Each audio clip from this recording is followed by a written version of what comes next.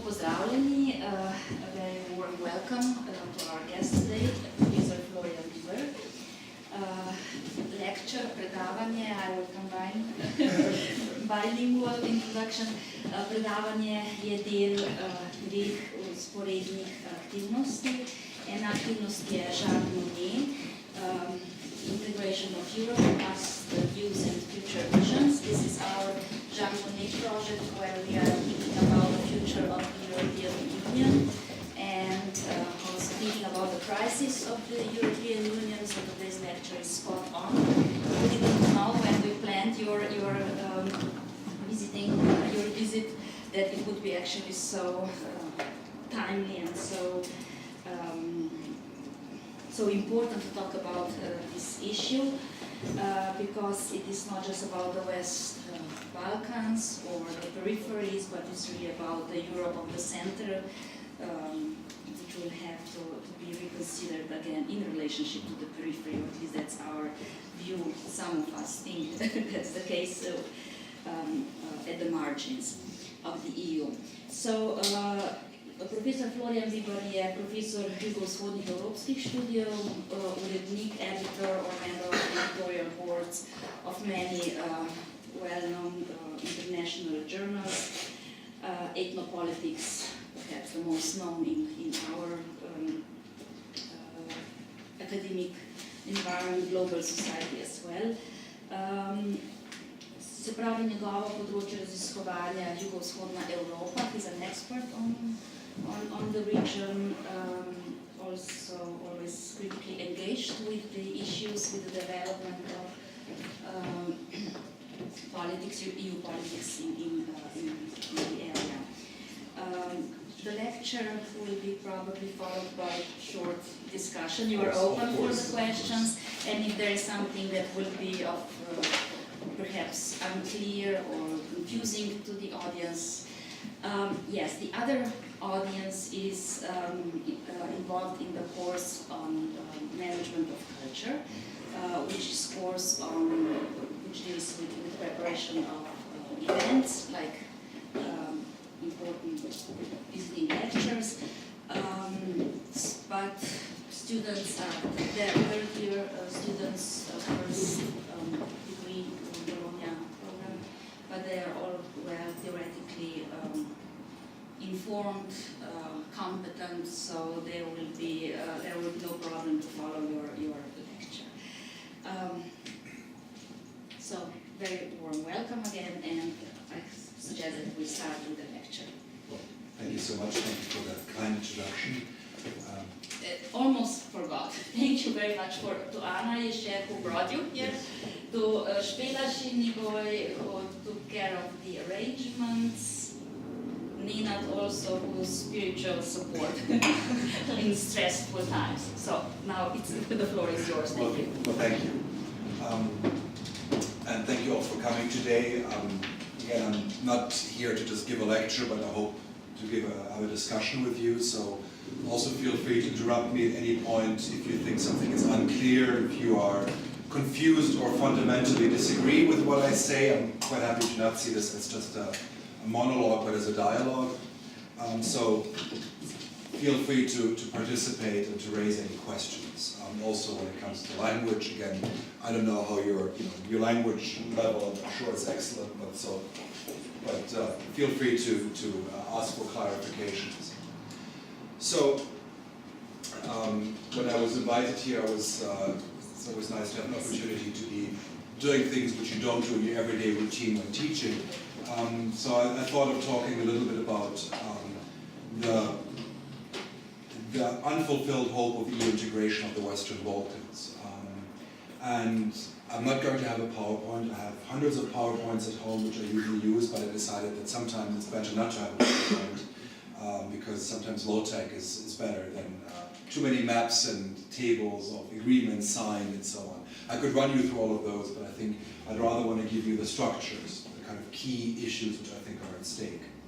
And there are a couple of pillars I want to discuss with you. The first one is the unfulfilled promise of convergence of the Western Balkans with the rest, which is about the story of the hope of catching up, which is preceding the European Union integration. So in that sense, I don't want to just talk about the EU integration as a technical process, but rather as part of a larger historical dynamic. Secondly, I would like to talk about the issue of the crisis of democracy in the Western Balkans, and what that means, which is about the larger question of the transformative power of the European Union.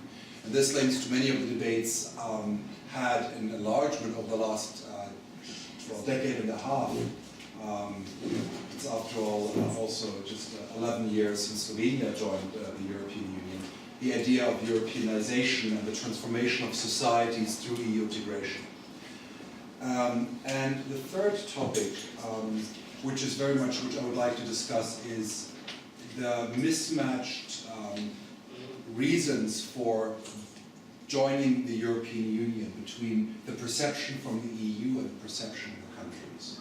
So why do people want to join the European Union from the perspective of the countries of the Western Balkans, and why does the EU think these countries should be included? And that mismatch explains certain problems. And then, as we already noted in the introduction, what does the crisis of the Western Balkans EU integration mean for the European Union project at large? Or how is the EU crisis reflected in this crisis of enlargement? So this is roughly what I want to discuss with you. Now, I've thought about this academically, but there's another angle how I've been thinking about this issue over the last year and a half. And I've brought some copies here. This is you can, if you're interested, you can take one. I'm coordinating in the University of Gradcu. We're coordinating a policy group called the Balkans and Europe Policy Advisory Group, which is a group of around 15 researchers from think tanks, from academic institutions, thinking about EU integration and how to certainly reinvigorate EU integration in the Western Balkans. And we began this initiative jointly with the European Fund for the Balkans, and the idea was really that we observed that the European integration of the Western Balkans was in crisis, and that this crisis requires a discussion, requires public debate, and new solutions, that the current way of things is not working. Now, at first, we had to really make an argument about this. We had to convince other scholars, and we had to also convince the European Union that, in fact, EU enlargement was in crisis. This was the beginning of last year. People said, well, you know, things are going well. Croatia just joined the European Union. Montenegro began accession talks. Serbia had been promised not just candidate status, but opening negotiations as a result of its willingness to find a compromise with Kosovo in the normalization process, the Brussels Agreement of 2013. So things looked good, right? Things looked promising. The EU enlargement process, the engine seemed to be moving on. But of course, below it were several layers of problems which became very clearly visible over the last 12 months. Nowadays, to argue that EU enlargement is in crisis is no longer as difficult to make than it was a bit more than a year ago. Several phenomena become more visible. First of all, that the European Union actually does not want enlargement. The new president of the European Commission, Jean-Claude Juncker, who comes from my home country of Luxembourg, noted that there will be no enlargement in the next 5 years. He said this in a speech to the European Parliament in July of last year. Now, this observation was a statement of the obvious. Croatia took a very long time to join the European Union. It began in 2006 with negotiations and ended them with membership only 7 years later. And in it was also a year and a half or 2 years of ratification procedures of the treaty with the European Union. So we know that no country, as far as Croatia was 5 years prior to joining, so it's quite clear that neither Serbia nor Montenegro, who are currently the front runners, are going to be joining the European Union in 5 years. So when he said it, you can say, well, who cares? It's stating the obvious. But the message was different. The message was saying, we really don't want enlargement now. And this is how it was understood, both in the Western Balkans as well as in the European Union. Now, what he was saying was very much just a reflection of both popular opinion in many EU member states, and the analysis of the problem the EU confronts in the elites. So if you take Eurobarometer statistics, you find that most EU citizens are against enlargement. In particular, in some countries like Germany, Austria, the Netherlands, but also Scandinavian countries. So this is an issue which is unpopular. People don't want enlargement. And if you look at more specific data, you find that this is not just applicable for Turkey, for which there is the greatest skepticism. And we have the premise of former French President Nicolas Sarkozy that there will be a referendum on any future enlargement. And this promise of a referendum was made in particular in regard to the potential Turkish membership of the European Union. So we find the highest rejection of Turkish membership across the board. But if we look at data for other countries, the numbers are not significantly lower. So for example, Austrians belong to the most enlargement skeptic countries or citizens. We find between 2/3 and 3/4 of the population against the membership of any country, except for Iceland, which just withdrew the other day its application for membership. So this is popular support. Now you can say popular support doesn't matter. EU enlargement was never about popular support. It was never about citizens wanting enlargement.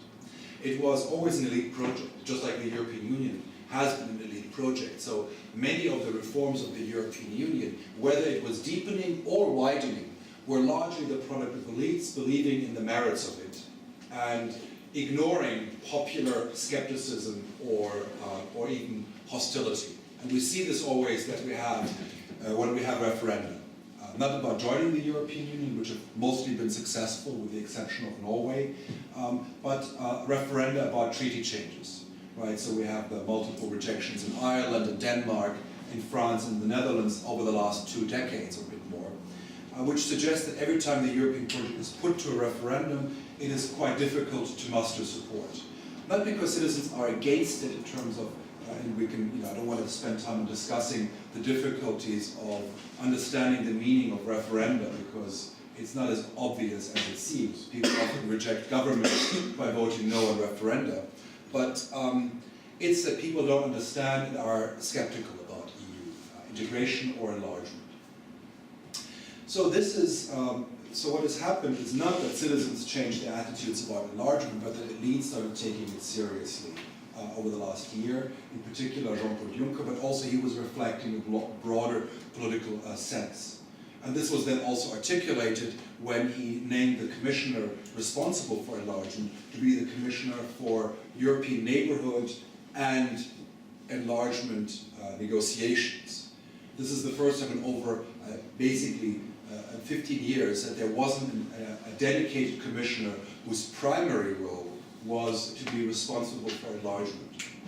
And this is not just a matter of personal kind of appointments, but it is a symbolic gesture. And also by calling it not just enlargement but negotiation suggests that this is a project which is not a project but a process, a technical process which is continued but which is not about kind of a larger political goal, but rather by kind of talking. So this is also then reflected even deeper if you look in the European Union Commission structures. The DG Enlargement, which is the Director General responsible for enlargement, was merged with the Neighborhood Director General and is now called DG Near. Some people say it's a bit like, DG Near, far, wherever you are, quoting the Titanic song, which doesn't exactly hold a lot of promise. But it also, again, shows that the enlargement is nearly moved away because, the neighborhood is, of course, the neighborhood. It's not joining. And this is symbolically quite important. And then if you combine it with the fact that the neighborhood increased dramatically in significance over the last year, epitomized by the war in Ukraine, but also the state collapse in Libya and in the North African regions, means that this commissioner is not just concerned with enlargement and another part in the European proximity, but an area which requires intense engagement. So we find that there's a clear shift away from enlargement. Now, it's not just about a technical shift away, as I was arguing just now, in terms of the people or the name, but it's also about the project. Now, the 2004 enlargement had a narrative. Now, you can say, who cares about narratives? But EU processes are about certain ways of framing it. And the 2004 enlargement was framed as making Europe whole again. It was framed as the enlargement which is about reintegrating Europe, undoing the injustices of Yalta and the division of Europe at the end of the Second World War. Now, in the beginning of the process of the enlargement to the Western Balkans, so in 2000, there was the beginning of a new narrative. It was the narrative about undoing the violence or addressing the violence of the Yugoslav dissolution. Countries which have been affected by war, massive loss of human life, massive refugee populations, and in a certain way the European integration seemed to be the antithesis to state, to the kind of destructive natures of the wars of Yugoslavia's dissolution. Now, this narrative is no longer there. There's no longer the narrative of EU integration as a larger project. And this is, I think, something which takes away, in a certain way, political glue. It's just a technical process. These countries, we promise them they can join, they fulfill the criteria, if they do, they join. But this neglects, again, the larger picture, why it is done. Beyond we said we would, so we do it. This is very much the way it's framed now. And that is to a very large degree. Of course, the fault or the causes of this need to be looked at both in the region, the Western Balkans, and in the European Union.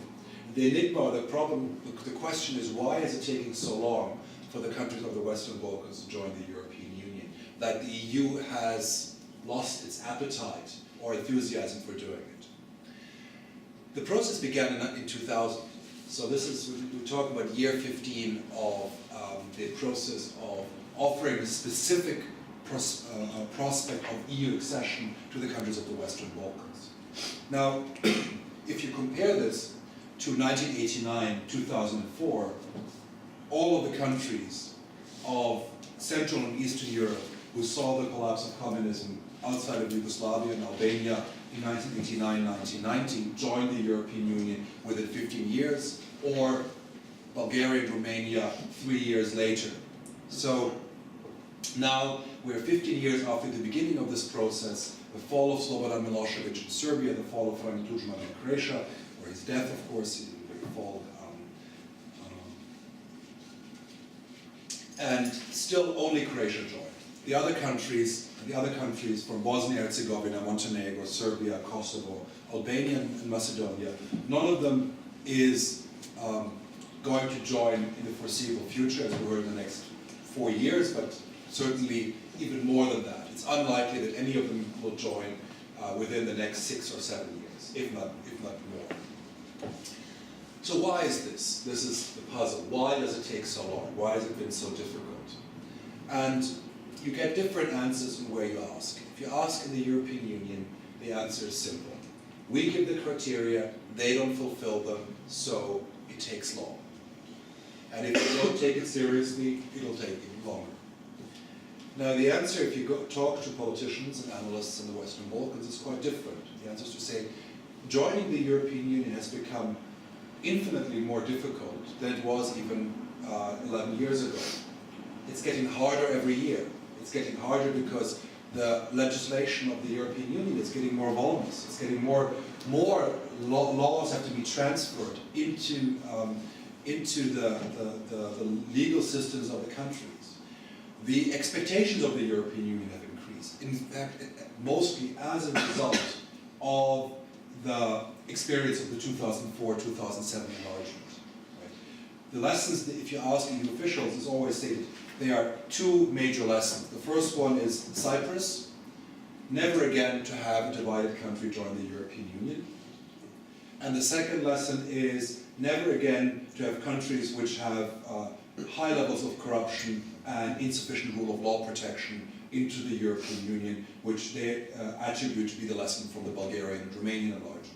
Which means that, as a consequence, there is a very clear sense that in a certain way, the level over which countries have to rise is higher than it was 11 years ago, which means there's more laws, there are more norms of the EU law which have to be passed, as well as higher conditions in regard to rule of law. And then there are specific regional conditions which have been related in the past to issues such as ICTY cooperation, which have been a source of delay, as well as good neighborly relations, which has, for example, been important for relations between Serbia and Kosovo.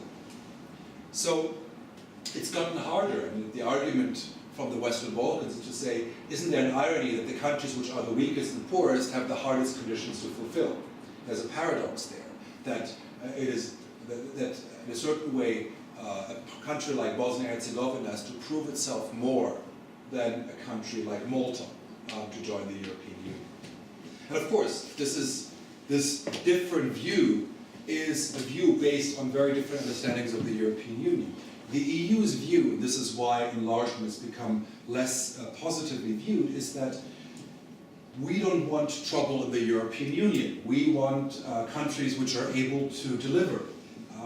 And so for the European Union, it's about functionality. The argument, and this is why what I mentioned earlier, the importance of the narrative matters. So now the argument, you cannot make a normative argument about enlargement, it's only a functional argument. If you function, you can join. If you don't function, you cannot join. We don't care whether you don't function properly because you're Bosnia-Herzegovina and you were destroyed in war, and you have a constitution which was written by American lawyers, not Bosnian lawyers, quite importantly, which is insufficient. This is ignored because it doesn't matter. It's a matter of the fact that the country doesn't function properly. So this discrepancy, not just in approaches but also in perceptions, is a source of tension. And a colleague at the European Policy Centre in Brussels, and we have also noted that there's nearly kind of an emergence of what is sometimes called a two-tier Western Balkans. The ones who can and the ones who can't. Or somebody says, you know, the Western Balkans is emerging. Was always a particularity about this term Western Balkans. I mean, scholars, historians of the Balkans never accepted the term because it's kind of artificial. It was a way to call country something, the formula was always, former Yugoslavia minus Slovenia plus Albania, and now it's former Yugoslavia minus Slovenia minus Croatia plus Albania. And by that you already know it's a region defined by a transient state. It's what is not in the European Union. So, of course, once you join the European Union, you're no longer in the Western Balkans. So you leave the region, which of course made Croatia very happy last year and a half ago. But it's of course, if you're defined to a region by negative criteria, that's not exactly a very positive way of looking at it, saying, you are the leftovers. And now we see the emergence of actually two levels within that. The countries which are able, not soon, but down the road to join the European Union, such as Serbia and Montenegro, which are already beginning, which are in accession talks, as well as potentially Albania, which again has been offered also candidate status and looks like it will join, it will also begin negotiations not too far away from now. Countries which are not fundamentally contested. They are accepted by most political actors. There's a consensus on EU integration. And there are no larger statehood issues over them. And there are countries which can't. And those are Bosnia-Herzegovina, Kosovo, and Macedonia, for different reasons. Bosnia-Herzegovina is internally divided and contested. So everybody swears they want EU integration, but nobody would like to do even the most minimal reform if it doesn't satisfy his or her view of where power should be. One example was when Croatia joined the European Union, all of a sudden, if you wanted to export milk products to Croatia, which a lot of it was done in Bosnia, it couldn't be done anymore without EU certification, because EU requires import of milk products to be certified according to certain veterinary standards. It's a very banal issue. But the problem was that Bosnia was unable to agree at which level this veterinary inspections would be held, whether it would be at the state level, at the entity, at the cantonal level, and as a result, milk could not be exported to Croatia for a long time. I'm not sure what the status is at the moment, but at least for a year, it was impossible for Bosnian milk to be exported. Now, of course, nobody can tell me that they are Serbian cows or Bosniak cows or Croatian cows and that they really care about who inspects their milk. But it was an example of how even something which has very tangible disadvantages to farmers, no matter what ethnicity, but politicians cared more about where power is located than the substance. And you can argue that the power of veterinary control is not exactly, the kind of passionate matter for which nationalists usually go to war over, but in Bosnia this matters. So Bosnia is one of the countries which cannot move forward with this complicated system. Kosovo is for different reasons blocked. 5 EU member states don't recognize Kosovo. Slovakia, Romania, Cyprus, Greece, and Spain. And most of them don't recognize Kosovo not because of Kosovo, but because of what they think is a precedent of Kosovo for their own regional autonomous movements or secessionist movements, like the Catalans in Spain, or Hungarian minority in Slovakia, or in Romania, or Cyprus, of course, in Turkish community. So this means that there's no immediate prospect of those 5 countries changing their minds. And now, Kosovo is about to conclude a stabilization association agreement, which is the precursor to asking for accession. But they can do that. Technically, the EU found a way to allow it. But what is missing is, of course, the prospect of full membership, because it is very hard for Kosovo it's impossible for Kosovo to join if you're not recognized. You can't join a club when some of its members says you don't exist. In fact, when we were presenting our report at the EU, at the Council of Ministers, to the ambassadors of the EU member states, we write in the report that it's for domestic reasons that 5 EU member states did not recognize Kosovo. The Spanish representative, and I think I'm not giving away a secret, said, no, the only reason we do not recognize Kosovo is that out of our respect for the Serbian constitution, which I think everybody was laughing, at least diplomats being polite weren't laughing, but I think I could gather that they were amused by this observation, because I don't know of any Serbian politician who respects his or her constitution as much as the Spanish government claims to do. But this is an obstacle for Kosovo to join the European Union. Now, the third country is, of course, Macedonia, which is not able to join not because of 5 countries, but primarily because of 1 country, namely Greece, which has been stubbornly refusing to recognize Macedonia by its constitutional name, also made it difficult to find any kind of name solution in that dispute, and has also threatened or has used its blocking powers both for NATO membership as well as for moving forward with the European Union for Macedonia.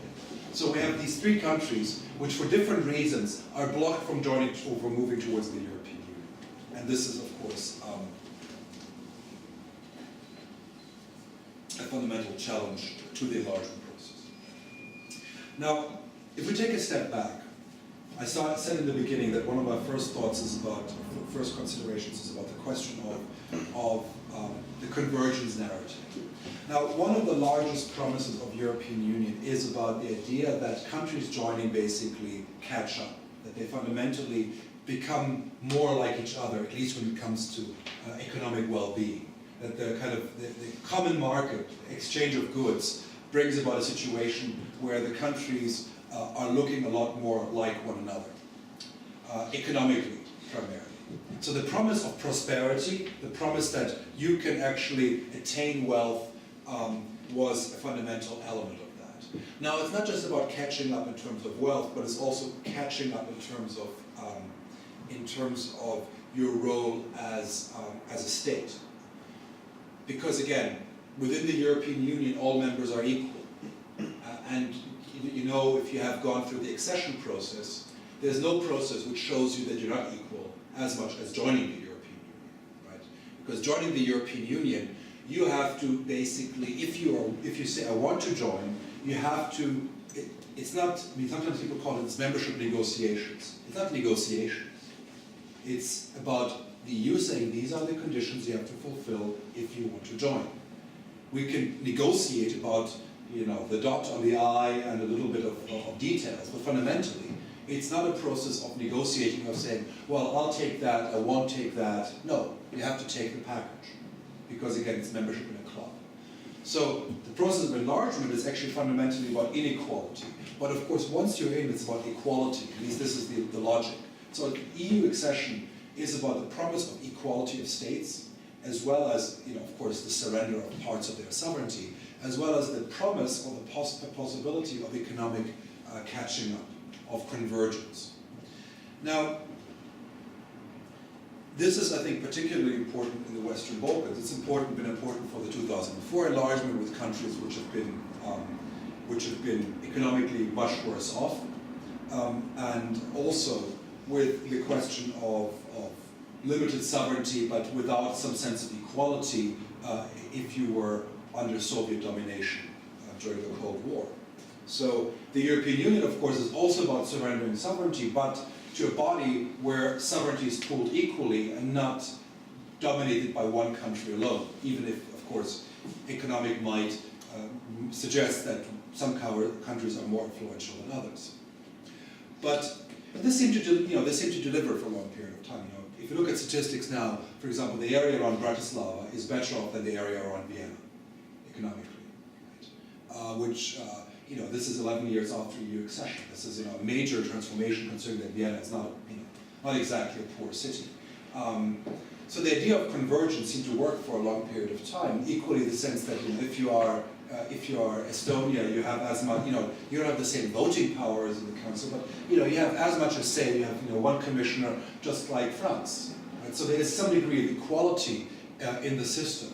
And you know, if you're playing it well, you can, you know, be quite influential. I mean, I think of the last you know, 3 Luxembourgish prime ministers, all of them have become presidents of the European Commission. Not just Juncker, but his predecessor, Centra, and his predecessor Thorn were all presidents of the Commission. You know, Luxembourg is a country the size of Ljubljana, so, you know, and this has been possible. So you can be small and quite influential in the way in which a country like Luxembourg, or even, you know, Belgium, or other small countries would never be able to have influence. So the idea of convergence between economic factors as well as political power seem to work in the European Union. And I argue that this engine has broken down in the last decade. It's broken down, first of all, in the economic crisis. The big story, of course, is that of Greece, which seemed to be on the path of convergence economically. And then with the crisis and the collapse of the economy, seem to be moving away from the European trend. So although you have a crisis in other countries, the gap has increased. And this has, of course, also been felt in other countries of Southern Europe, in Spain in particular. And this is, of course, a fundamental challenge to the logic of integration. The logic of integration is some degree of getting closer to one another. And actually, the economic crisis seemed to, in a certain way, put the countries in different paths. Germany, which has been economically doing very relatively well in the crisis, or Austria, or some Scandinavian countries, and other countries which have become a lot poorer, and its citizens as well. So this is, I think, one of the elements which is which questions this idea of convergence, even in the long term. And the other element is the question of political equality. And again, there Greece is a story of great significance, because Greece has lost a lot of its sovereignty as a result of the economic crisis. Now, I think that loss of sovereignty to a large degree was, of course, the product of the mismanagement of the economy by the Greek elites. But the way in which the European Union has managed it has sometimes been, in a certain way, making Greece feel its loss of sovereignty as a result of its economic crisis, which has backfired. It's been, to a large degree, I think, in the European Union, nearly a bit of a revenge, because Europe, and I remember, you know, even when I was growing up in Greece, everybody knew that Greece was, or it was kind of a common understanding that Greece was not exactly honest, not just about the statistics, but also about the way it was running its public administration. So there was a sense of kind of pent-up anger in the European Union that Greece was in a certain way abusing its power in the European Union, the lucky star it had to join in 1981 for its own advantage, or rather the advantage of a narrow elite. And it was payback time in 2010 to make Greece feel how badly they'd run their show. And that was understandable, but certainly counterproductive, and I think it undermined the issue of political equality within the European Union. We see it now played out in this tension between the new Greek government and particularly Germany. And of course, these elements are not exactly idle considerations of historical context, because especially speaking here in Ljubljana, there is of course a reminiscent of Yugoslavia in there, where the idea of economic convergence didn't materialize in socialist Yugoslavia, with Kosovo getting poorer in socialist Yugoslavia in relationship to Slovenia, and the sense of political inequality also, the lack of convergence, both politically and economically, being key elements which facilitated the crisis Yugoslavia experienced in the 1980s. Yugoslavia and the European Union are very different creatures, but I think it's sometimes useful to think of these historical experiences and see why they failed. There are other key elements missing in the EU. It's not an authoritarian state, and it doesn't have Slobodan Milosevic. But again, these are this shouldn't distract us from actually looking at some of those elements. Now, let me turn to the second point I was going to talk about, which is the issue of the crisis of democracy. Now, I've talked about this previously, so I'll just keep it very brief, but the observation is that if you look at all measures of democracy in the Western Balkans, there's been both stagnation and backsliding over the last decade and a half. If you look at Freedom House or Bertelsmann Transformation Index, which are two of the main indices of the state of democracy, they have their problems. Indices are always subjective. They claim to be numbers and measures, but there's an element of judgment which can be criticized. But I think they're indicative. Now, those measures suggest that the Western Balkans, together with Romania and Bulgaria to some degree, form a group of countries which has a considerably and consistently lower level of democracy than the countries of Central and Eastern Europe, which joined the EU in 2004. So you have really, basically those measures group countries of consolidated democracies, semi-consolidated or unconsolidated democracies, and kind of authoritarian states. So this is the range. There are lots of gradations between that. But on one hand you have Turkmenistan with presidents putting up golden statues which rotate after the sun, or the sun after them, depending on the perspective. And on the other end you have, Estonia or other countries which have undergone the transition in 1989. And we find that the Estonias or Czech Republic, Poland, and so on are in one group, and they're in the European Union. The Western Balkans form a group of countries which are not authoritarian since the 2000s, but which are unable to become, again, to converge in terms of democracy with the countries of Central and Eastern Europe. In fact, we see rather a convergence to the lower common denominator by the fact that Hungary has significantly moved towards the group of unconsolidated democracies in recent years with the government of Viktor Orban, so getting closer to the Western Balkans. So we see that over the last decade and a half, there was a first moment of democratization after the fall of kind of the authoritarian rulers of Milosevic and Tudjman in Croatia and in Serbia. There was kind of some second wave of democratization in the region, which basically lasted only for 3 or 4 years.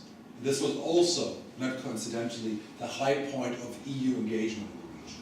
This was between the promise of EU membership made at the creation of the Stability Pact and the launch of the Stabilization Association Agreement in 1999-2000, right after the Kosovo War, up to the summit in Thessaloniki, which actually was in a resort outside of Thessaloniki in 2003, where the EU said the countries of the Western Balkans have a European, i.e.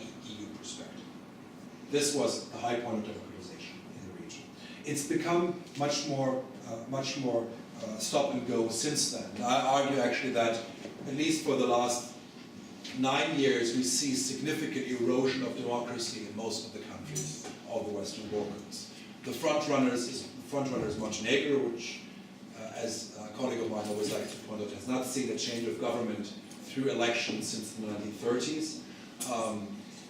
Again, you have elections, but the government is the same party which was in power since 1945, namely the League of Communists, renamed as the Democratic Party of Socialists. All of the changes in Montenegro happened through shifts within the party, never a change of government. Which, you know, if you're part of a larger state, is less noticeable, because Bavaria in Germany has also not seen a change of government since the 1950s. But you have a larger state in which there is larger policy shifts possible. And it's not just one party dominating, but it's, you know, one person dominating for the last 25 years in the case of Montenegro. And arguably the way of rule is not democratic, or not fully democratic.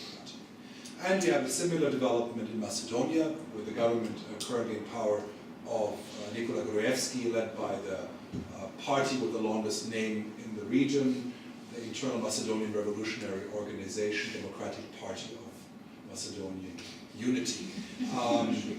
You know, it's like when you know you have a long party name when your abbreviation is, you know, is longer than most parties' full name. But anyhow, so this party has been in power since 2006, and if you're following the news over the last month, the opposition has released a number of recordings they claim were done by the Macedonian intelligence services, which they've obtained, which suggest two things. First of all, that according to their statements, 20,000 citizens out of 2 million have been wiretapped.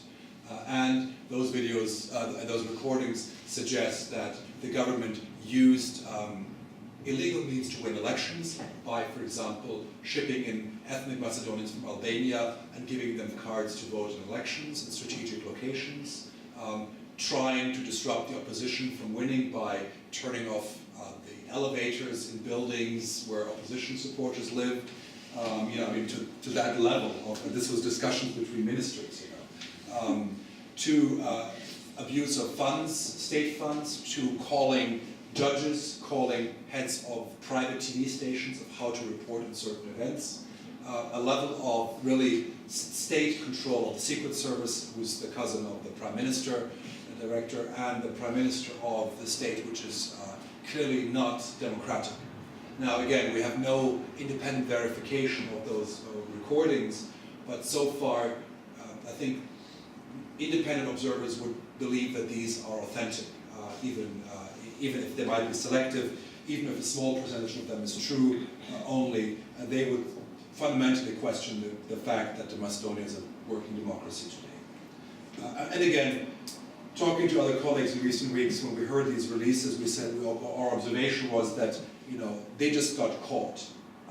The Montenegrin government, I'm sure, could be compromised with similar recordings if they were, you know, released or leaked, and with some degree of confidence, similar types of assertions could be made about the government of Serbia as well as that of Republika Srpska within Bosnia and Herzegovina.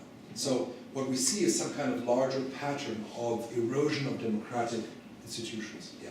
I'm sorry, but since you have no such videos for the Western countries, both of Europe and, for example, the United States, isn't it very likely that we just hide our dirty secrets better? Mm-hmm. It's a very good point. No, I mean, I think as we saw with the NSA spying scandal, is that, you know, democracies also, secret services and democracies are also tapping a lot of information which, you know, by our understanding of democracy, they shouldn't have. But I think there are two issues. In Macedonia, there's the issue of spying on your own citizens. I think if a Western government was caught spying on its own citizens to that degree, of 10% of the population, 1% of the population being listened to, I mean, that there would be a serious problem for the government. But I think the more serious issue in Macedonia was not so much that there was this wiretapping, but what they did. That, you know, falsifying election results, calling newspapers and TV stations to report about certain events, to talk about opposition leaders that they will be arrested and that they'll get a nice beating in prison. That is, I think, the problem. I know, but on that issue we have the phone calls, recordings, but when the Ukrainian revolution happened, yeah, kind of, there were also recordings of high-ranking officials talking between themselves who the snipers belonged that shot the people. Yeah. But there was no discussion about it. There was no one except the Russians ever commented on it or publicly spoke about it. Right. I mean, there is a certain hypocrisy regarding the Western narrative of democracy as ours is working, ours is good, but No, but I mean, because they don't. no, but I think I would disagree with you though, because it's not, if in Germany or Austria or in France or Britain, you would have tapes released saying that the Prime Minister of Britain shipped in, I don't know, Irish citizens to vote for him in elections, he would be out within like minutes, no doubt. I believe that. Well, that's the difference, right? But that won't happen. Oh, you're saying, but that gets into the element of, so you're saying they're doing it, they're just hiding it better. Yes. But I think that there I definitely disagree with you. I don't think that, I have no reason to believe that prime ministers of Britain or of most Western countries, I mean, I don't know of any examples, use these kind of means to influence elections. There's just no evidence. It's incredibly hard to believe that they wouldn't do it. Aha. I mean, Okay. like, if there is a possibility of doing it, I believe they're doing it. No, because I think that's I think an interesting observation, because I think that is an understanding, that shows maybe a skepticism towards democratic institutions. I think you have certain institutions and rule of law where there are two elements. One is you can have an argument, a normative argument. You can say that no matter how much you're a crook, Nixon was caught right in the end. Nixon had to resign. So the one element is normative, is to say that basically people have certain norms which they, even if they're governments, politicians, which they uphold, and they might not, which restrain their behavior. Right? That's one argument. The other argument is institutional. So say you have institutions in place which make it very difficult for you to get away with it. Right? So you have a media which is, I'll give you one example. You could criticize Western media for many things, but in Macedonia, for example, the government controls most media. Why? Because, for example, it's the biggest source of revenue through advertisement. So it means that if you want to publish a newspaper, you have to be positively writing about the government, otherwise you don't get advertisement. You can't survive economically. Now, you have a very vibrant press and media in most countries, in most consolidated democracies, who also write very critically about the government. And the government was going to say, have these channels, you would hear about it. And it would be something which would be, there are institutional mechanisms to deal with it. Or judiciary. You have tapes where you see the Prime Minister calling judges or talking with the Minister of Justice about influencing judges directly. This is something which, if you are a judge in Macedonia or in many other countries of the Western Balkans, you will listen because you're afraid. You don't have a public which will support you if you go out. If you go out in Austria or if you go out in France and say, the Prime Minister has called me and said I should rule in this favor of his party friend, you get support in the media, you get a public to support you. Now again, I'm not saying this is a perfect dichotomy, and it's not about West versus East. It's about functioning democracies and not functioning democracies. Again, no democracy is perfect, right? I'm not saying that France or Britain are perfect democracies. They have many flaws, and I mean the US has many flaws as well in its democratic institutions, but it has certain degrees of institutional safeguards, which make it more difficult for politicians to systematically break the rules. Or if they try to do it, there are more mechanisms likely to catch them.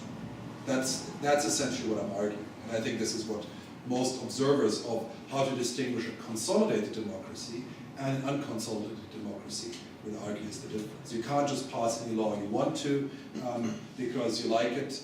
In the case of Hungary, of Orban, which with a 2/3 majority passes a new constitution very easily without public consultation. With checks and balances in other countries with consolidated democracies, it becomes very difficult to do that. Have I convinced you? No, I will remain a skeptic. But your argument is very good. I just think that, I don't know how should I put it. The main difference you see between the East and the West is that the East does not really trouble themselves so much with the narrative of how they present their actions, be they legal or illegal. While the West always tries to mask their actions for whatever reason in a legal and publicly acceptable narrative.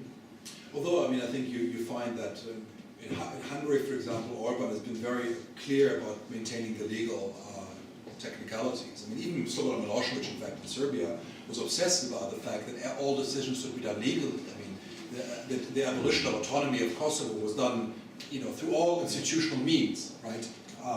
So he always maintained the legality. I mean, this was, in fact, many authoritarian leaders often are very obsessed about keeping the legal. I mean, again, with all this version of legality as an abstract normative construct, but as a formalistic legal adherence, we actually have often authoritarian rulers being quite pedantic about it. Of course, in certain moments, not when they are private, but that the public face is always. I mean, it's no longer acceptable to be acting illegally. So even authoritarian leaders usually stick to legal procedures because they know that at least they have to give the fiction of it. I mean, just the same like elections, right? You have to have elections. So even in Turkmenistan, you have elections. I mean, yes, they vote every 7 years to expand the mandate of the president, but they are still elections.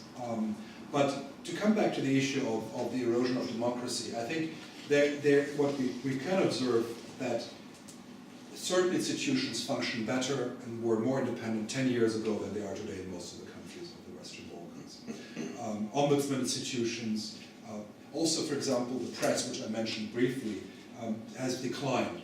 Now, so what we see with that is that this decline is to a large degree linked to two phenomena. One is domestic and one is external. The first one is that the democratic reformers which came to power in the 2000s didn't strengthen institutions. Most of them were not institution builders. They inherited authoritarian institutions from the rulers of the 1990s and mostly kept them because it served them well.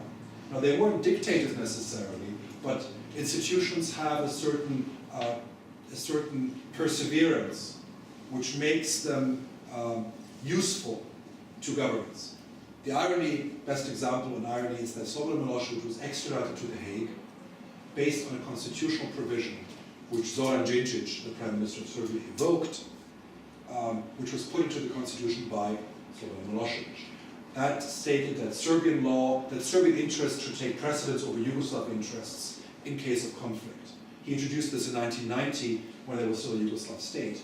Đinđić used it 11 years later when Vojislav Koštunica, the president of Yugoslavia, back then Serbia and Montenegro, tried to block the extradition of Milosevic. And Đinđić said, no, Serbian interest is greater than Yugoslav interest, and thus I'm the Prime Minister of Serbia, I extradite. So this was the irony that, in fact, Slobodan Milosevic was extradited to The Hague with the same institutional kind of trickery he put in himself. So these were not institution builders, which meant that these institutions weren't strengthened very much in that period. And when you then have people with autocratic instinct coming to power, they find the tools there to govern through them. So what you get is, in fact, two elements. One is informality, and the other one is party control. Informality means that you don't rule by the rules, but you rule through informal mechanisms. So you don't, it's not about the passing of the law, but it's about saying this is the decision I want to get done. And a lot of them get done not through formal channels, through parliaments, but actually through party structures or other networks, which means that it's sometimes very unclear what decisions get taken. They're not taken in public, they're taken in private. So informality is one of the elements. And it means also that formal power and informal power don't coincide. So that you don't know, in Bosnia, the most influential people are the party presidents of the 6-7 biggest parties. For example, the head of HDZ, Čović, who is now a member of the state presidency, had no elected office until the last elections. But he was always met by international officials because they know if they want to speak to the Croats, they have to speak to him, even though he was nothing but a party president. He was not a minister, not a member of parliament, but he was influential. And the same was, so you have this kind of parallel structures to the former ones. You don't just talk to the Prime Minister and the Minister of Foreign Affairs, you talk to the party leaders. Or in Serbia, when Boris Tadić was president, Boris Tadić was the person to talk to, even though constitutionally, the president is not the most influential political officer. It was the prime minister. Everybody knew the prime minister was, not an independent actor. Right? So informality is something which is quite important in eroding democracy, because you have power which doesn't coincide with formal power. And this then facilitates the control of authoritarian leaders.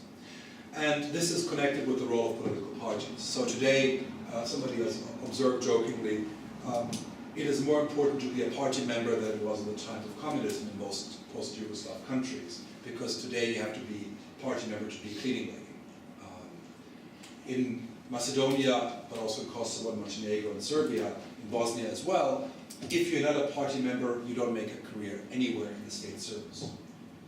And being a party member is not about you picking a party which you ideologically identify with. You going with a party in power, either locally or nationally, and they will get you a job. And in fact, they will in return also ask you to vote for them.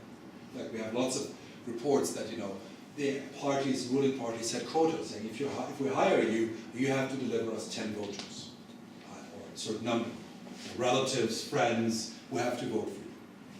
And this, of course, fundamentally undermines the way democracy operates.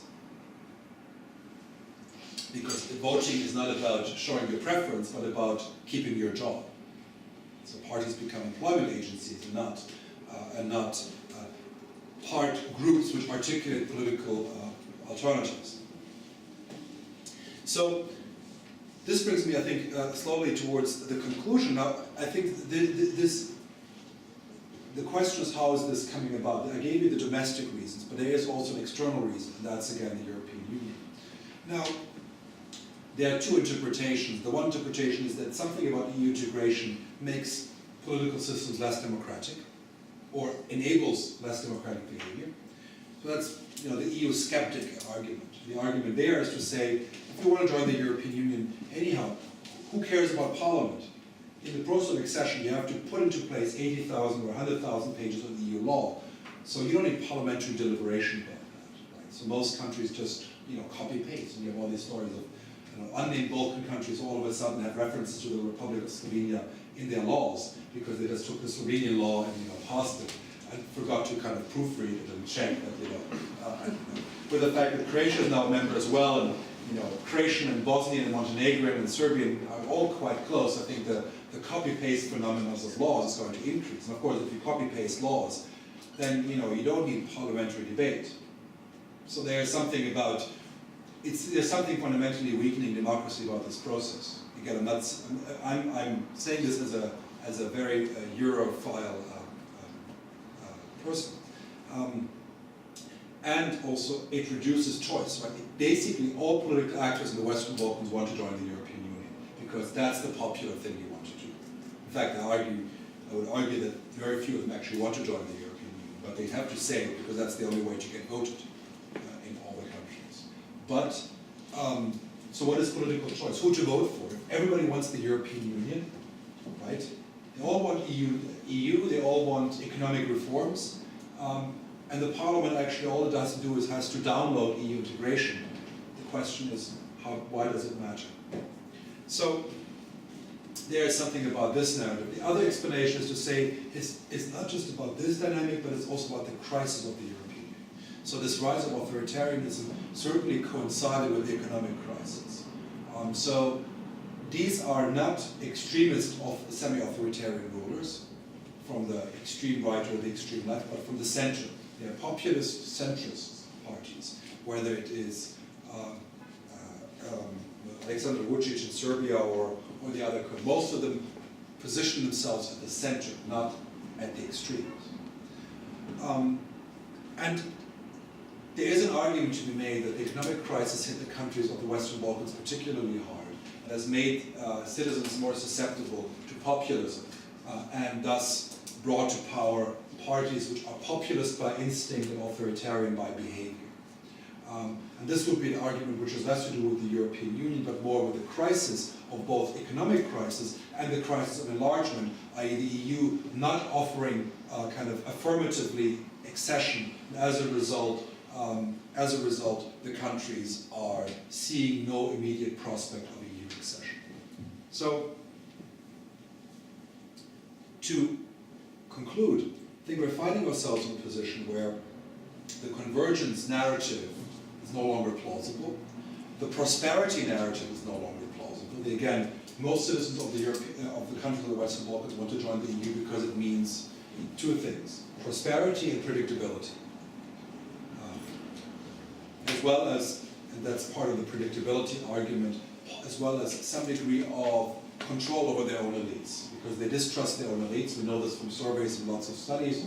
People don't believe their own elites are crooks. So EU is seen as a way to control their elites, to make sure that they can't do whatever they want to.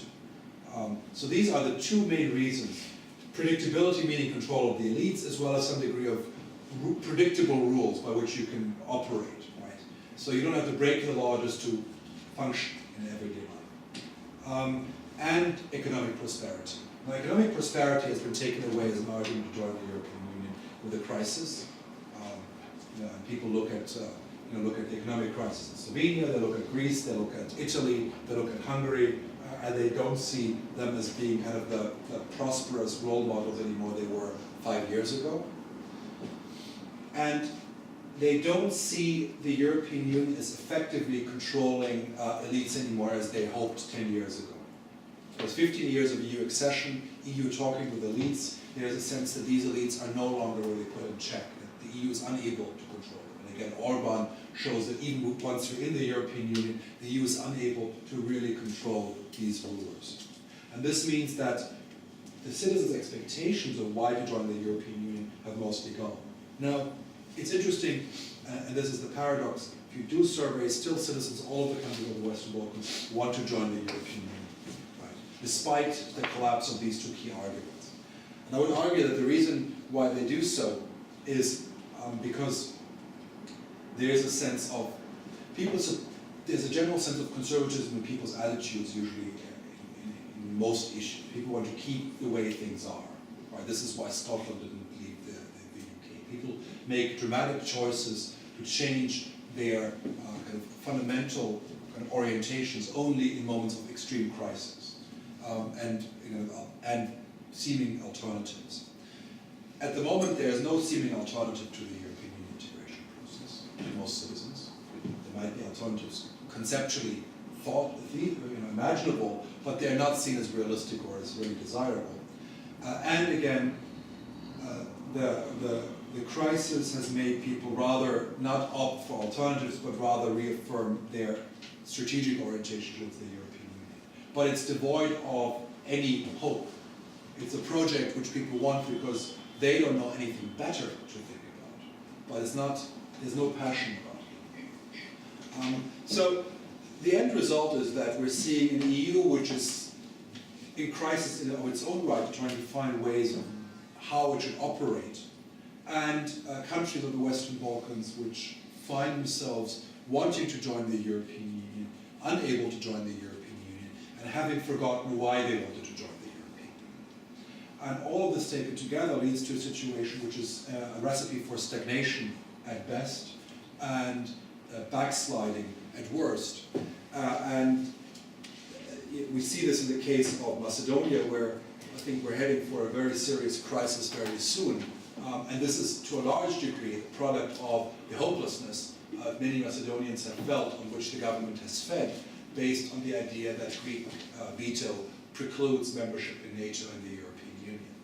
So the key question, of course, is to which degree is the European Union, at the end of the day, able to transform itself into a union which gives a perspective. And it's not about a perspective for the countries of the Western Balkans, but about towards its own citizens and its own countries. If it's able to do that, it can again become a dynamic engine of reforms in the Western Balkans. But if it is unable to do that, I'm very skeptical about its ability to have a transformative effect for the Western Balkans as well. So in the end, the change of dynamics can come to some degree from the Western Balkans, but I think the main actor which has to in a sort of way reimagine itself is the European Union itself. And with that Thank you very note much. of optimism, I'll conclude. Thank you very much.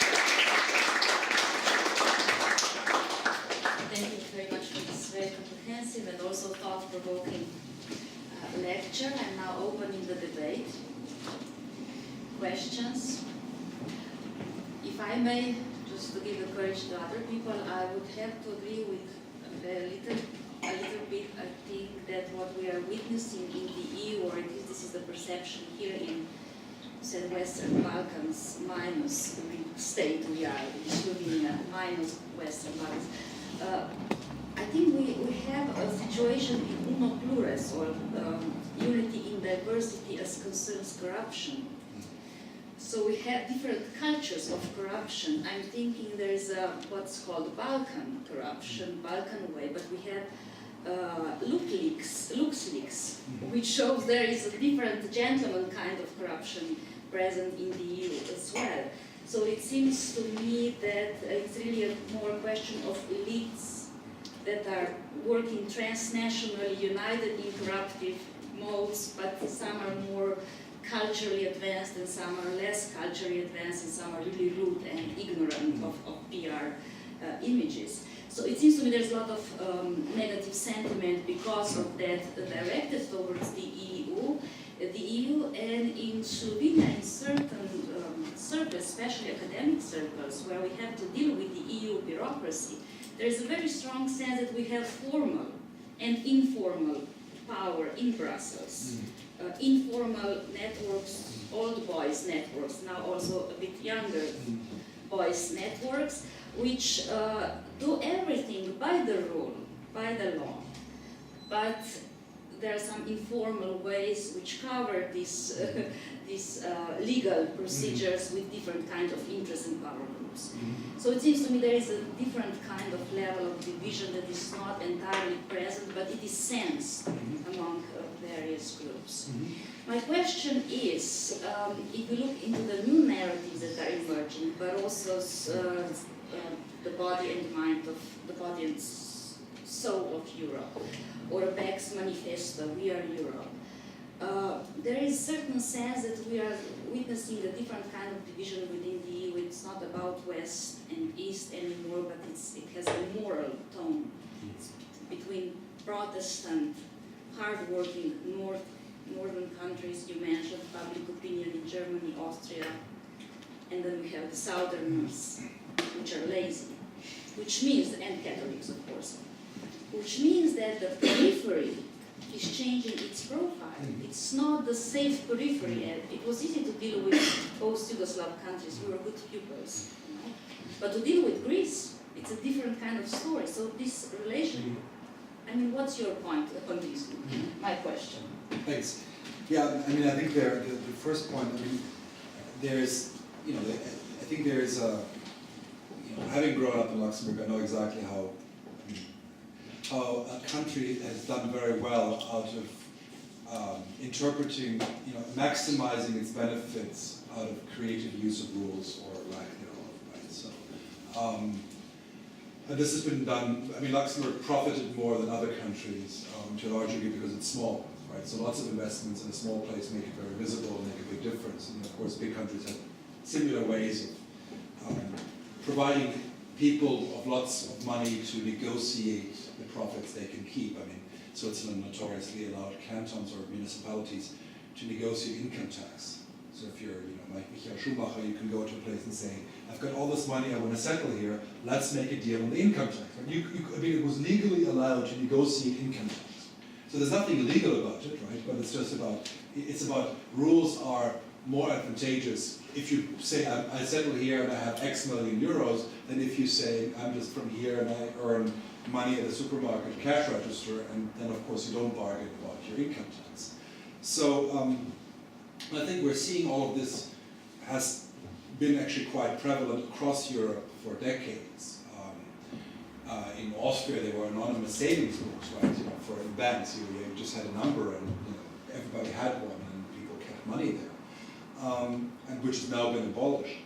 I think a lot of these things have become more visible with the economic crisis. And before that, people were more tolerant. Nobody, I mean, everybody knew these things. I mean, you know, if you were growing up in Luxembourg, you saw people from Belgium and Germany coming in with suitcases and no other luggage all the time, and you knew that they weren't carrying, you know, I don't know what in their, like their lunches in those suitcases. I mean, there are always the stories of people robbing people.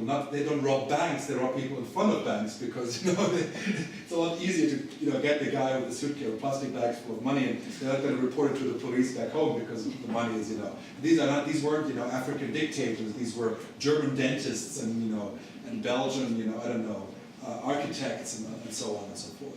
And this went on for decades, and nobody really cared about it because there was some understanding that this is a small price to pay considering the overall economic dynamic. And I think there are two things. One of them is, of course, that these more parochial ways of benefiting have become so professionalized by not the German dentist, but Skype or Amazon or these companies which have used the same kind of loopholes and to save millions or billions rather than a few 10,000 tax monies. And I think that has, of course, made people very impatient, and rightfully so, of these kind of behaviors. As well as the element that the economic crisis, of course, shows the gap.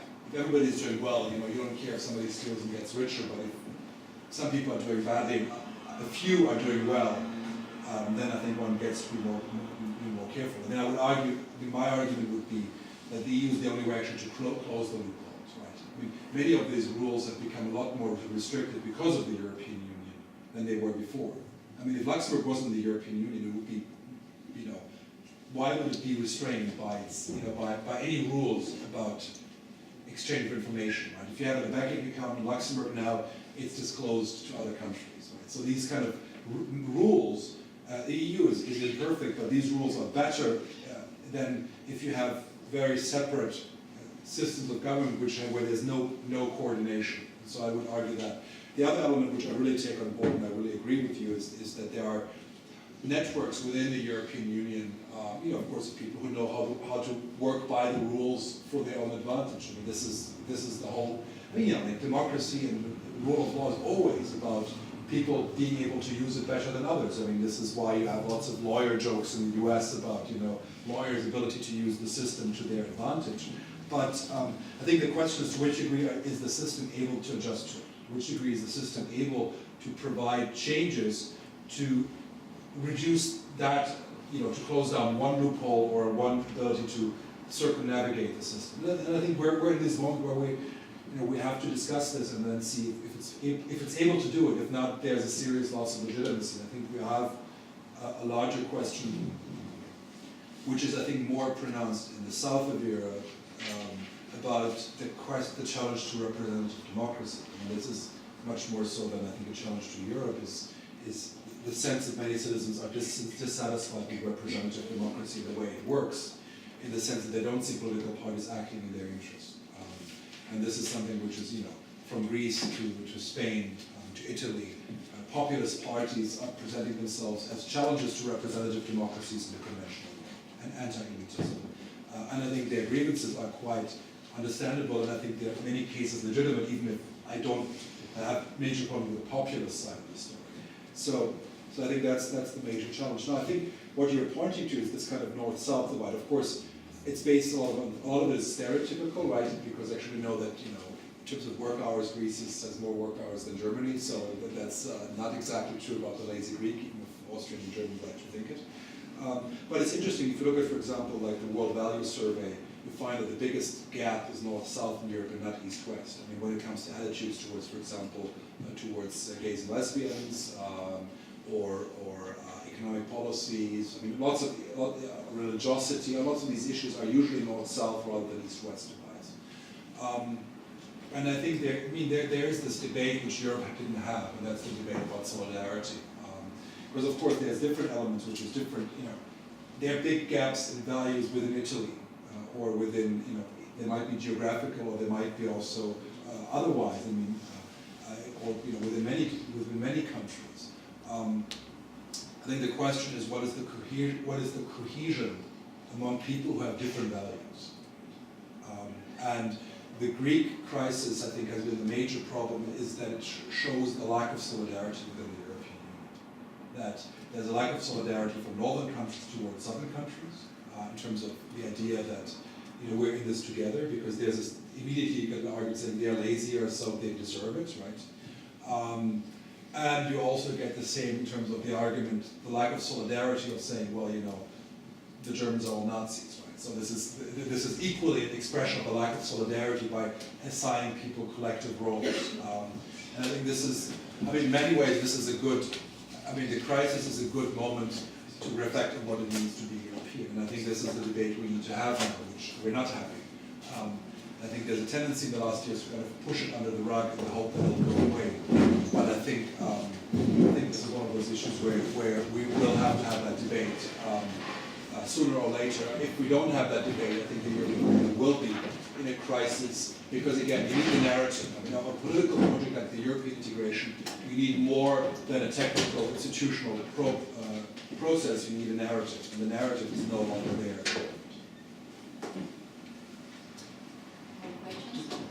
Do you really think this north-south lack of solidarity is on equal level? Like, it struck me before when you said Northwestern elites were, of course, for years frustrated with Greek elite, and then they perceived it as a payoff time and were kind of mischief raised up, and yeah, they deserve it. But obviously they included the whole citizens of Greece in that. So because of, like, what would be normal is that Greek elite deserves it, and not the whole citizens of Greece who are also citizens of European Union. And you know, when Merkel spoke, I think she just, by what she said, far apart from what Germany actually did, just by her language, she was so insulting towards Greece that it's actually normal that they reacted, well, she's Nazi. I mean, I was struck because I perceived her as a very serious chancellor, and then suddenly she started to speak like, yeah. I mean, I think of course, it's unequal in terms of the power relationship is unequal between the north and the south, or between Greece and Germany. So in that sense, it's unequal. But I mean, I do think that there are two elements. One is, of course, that stereotypes are widespread, right? So that's one thing which informs also decision makers in their speeches, at least. And you know, Merkel is very apt to also her domestic electorate, which she's elected in Germany. I mean, just like any of the politicians elected in their national constituencies, so they might be Europeans, but they're first German politicians or Greek politicians, so they first think of their own electorate, because you can be a very smart European politician, but if German citizens don't vote for you, you're nothing, right? So, or Greek, or whatever else. So that's, I think, the first dynamic. The second one is, I think, the challenges that Greek citizens, I think, became, I mean, they became a target or became victims of this process because of the fundamental distrust EU and German and other officials had of Greek politicians and Greek elites. The sense was, not just in 2010 but before, that the data had been manipulated. We don't know what's going on. So in fact, if you look at the kind of the packages for Greece, they had lots of very detailed regulation of, you know, cutting, I don't know, Christmas bonuses and all kinds of things. Very detailed, because the EU elites did not trust the Greek elites to deliver if they wouldn't be specific. They believed that they needed to be very intrusive, because they felt they've been swindled for so long. They've been swindled with their own consent, or at least participation, but because they had been doing it for so long, they felt like, if we're now going to change it, we have to actually really know what's going on. But the result of it is, of course, that they have devised, you know, very intrusive measures without the awareness and also the responsibility for the consequences, right? You know, it's easy to cut somebody's money if they don't vote for you, right? So there's a fundamental, you know, there's a gap about that, which I think meant that lots of these measures, as a result, were unfair and also wrong, because again, they were devised by people who don't have to suffer the consequences, at least electorally, and secondly, because they distrusted the elites. I think that really is what went on. Then rhetorically, what happened is a different story, and I think I agree with you that many of the statements by Merkel and others have been certainly not very helpful. But I think also from the Greeks, I mean, it's escalated very quickly from both sides. I felt like the argument, I mean, the argument to call somebody a Nazi, or like in the public discourse, and also evoke, you know, World War II reparation, not just now, but also in the past, is something which I find extremely dangerous material to play with. I mean, this is, you know, nationalist populism in my view. So I think, you know, that really goes both ways, I would say. Yes, but I mean, I want to say that something was obviously quite wrong with European elites, that they actually let slip their frustration with the Greek elite, so that it hit the whole Greek population. This, I mean, still, I would try, if I would be part of Western European elite, angry with Greek elite, I would try to get rid of them and replace them by someone else from Greece. How do you do that? Well, I don't know, but you know, one way would be, of course, to let them be destroyed on elections, and to start with totally different politics with the new government, and not to try to make even the new government carry burden from the previous elite, because they can't. Well, I think and in this case, for me, of course, it's bad to use the populist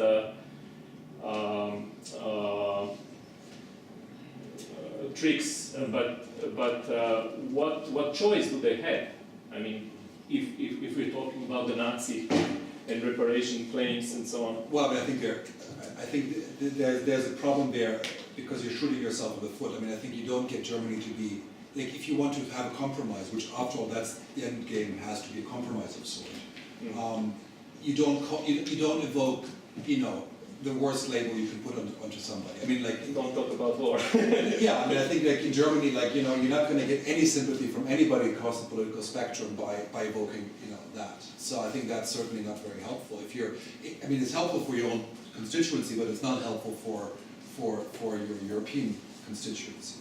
But I think the first point is that there are two elements at play. First of all, I think what you see is that solidarity across party families in Europe, and I think that's been one of the most, actually, ironically, negative effects of Europeanization, is that conservative people's, you know, the European people's parties have been very loyal to one another, or at the same amount the social democratic parties, even when their partners are pursuing very bad policies, which meant that Orban has gotten a lot of support from Germany, from Merkel and others, because he's a member of the European People's Party, the conservative kind of grouping. And the same for Samaras in Greece. So these alliances have been very helpful in, you know, 10 years ago people were saying these mechanisms are useful to Europeanize political parties and make them more democratic. And I think what has happened is that the tail wags the dog. That in fact they've become instruments through which elites who are more problematic use them to get support from external actors. And the other element is, of course, that if you go in Germany or in Austria or in other, you know, countries which have, let's say, more functional, let's say, where the elites are not quite as far removed from the citizens, people will say, well, you know, these are elected leaders. Right? Greece is not, you know, not a military dictatorship anymore. So Samaras and Pasok have been elected. You know, yes, they might have been mismanaging the country, but they were democratically elected again and again and again and again. So, you know, at the end of the day, it's the Greeks' fault. It's not a foreign dictator who ruled them. So I think this would be the perception, and many people would also measure it up to the own experience of democracy. And this is the problem. We always measure very often, you know, based on our own experience of democracy. So we say, if it works like that in our country, so, you know, it's a Greek problem. It's not a problem of a few parties. Right? Yes, but it's interesting, you know, that's something that I would think at least European elites would think different about it. Like, because Europe was elitistic project with goal to set standards and to raise the political culture and so on. So you know, so you basically have a big project of democratization and so on, and then to have this view that yeah, it's actually the people's responsibility because they were so foolish to vote for corrupt government so long. It's their own fault. That somehow doesn't match with, or does it? Well, I think it matches, and I think it's also a lot of the reflection is a lot of these positions are unreflected. But it's if you get frustrated with with a particular dynamics, the easiest thing is to blame it on the country rather than to see broader problems. Right? If you're frustrated with a particular development, you're most likely to say, well, it's their own fault. I mean, this is classic Balkanist pattern, and it's also if you go now. If I talk about authoritarianism in Southeastern Europe, the response. If I go, if I have this debate in Germany, or something, like typical Balkans, they're like corrupt and they're just to blame for it, right? Because it's very easy. It's easy to think that because it's convenient and it makes yourself feel better at the end of the day because you're better. So that's, I think, the dynamic which is going on. And unfortunately, I think that's very human. It's very hard to get over that. I mean, this is what Northern Germans think about Southern Germans, or Northern Italian think about Southern Italians. So why should it be different in the larger European Union? Unfortunately. Thank you very much. Unfortunately, I have to break this conversation, this debate. It does seem to me that it is an important issue that we have to face, these internal divisions, these different perceptions. I thank Professor Bieber for the visit. We do not want him to collapse like the EU seems to be collapsing at the moment. So we will have a break now and we will take Professor Bieber away from you.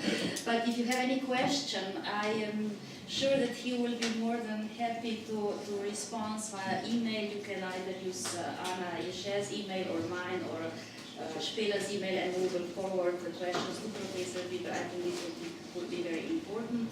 Let me remind you, people who are involved in the Jean Monnet project, that at the end of this year's project, we will send a report to Brussels. What is our perception of the crisis and what is our vision of the solution or way out of the crisis? So I welcome all the suggestions, ideas, breaking thoughts about how to deal with the current situation. Thank you very much.